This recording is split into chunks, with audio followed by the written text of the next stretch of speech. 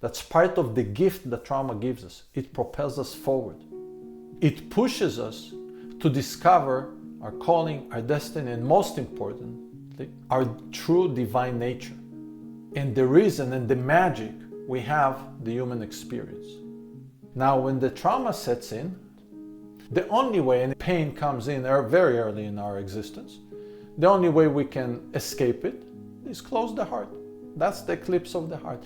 We reduce our ability to sense, and we reduce how our energy is expressed, how it shows up to the world.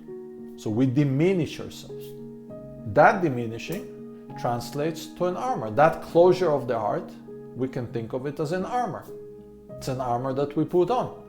Like a good armor, it's not penetratable. Nothing comes in, but also nothing goes out.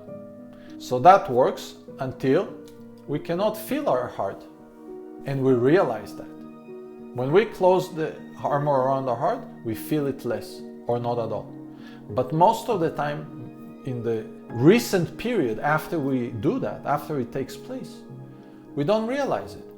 We're just happy that the pain is gone, and we get used to it. And it usually happens in early age. So we go through teenage and early adulthood, this state is a norm. But at some point we start facing the limitation. We're having a hard time creating romantic relationship or friendships. Those are the places that usually it comes out first. We're having a hard time holding a job. We're having a hard time finding our happy place. We're having a hard time thriving. All kinds of things, right? So we learn to reactivate this navigation system for life, to find our calling, to find our thriving, to find our happy place, to find our joyful life. We have to take the armor. We have to connect with the heart. That's the center of our sensing. And that's where the real journey starts. Then, when we start taking that, for the first few attempts, think of it as a pressure cooker. We start releasing the armor. The first thing that comes up is the things that is most boiling. It's at the surface. It's touching the armor, which is the pain that we locked inside. So that process of starting to take off the armor immediately involves pain. Many people immediately close it, or they leave a crack. They find some kind of a status quo they can live in, and they don't go through the process all the way. Okay?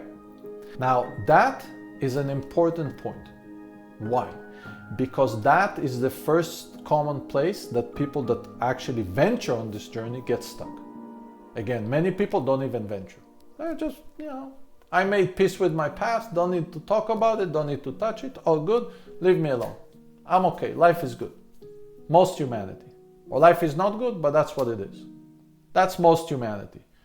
The few, like yourselves, that decide to really explore the envelope of the human experience, go on this journey. They reach a point that emotion starts to bubble up. The first thing that comes up is pain.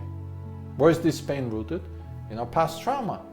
If the pain is too big, a lot of people, they find some kind of a status quo and they stop. And they get stuck in this stage.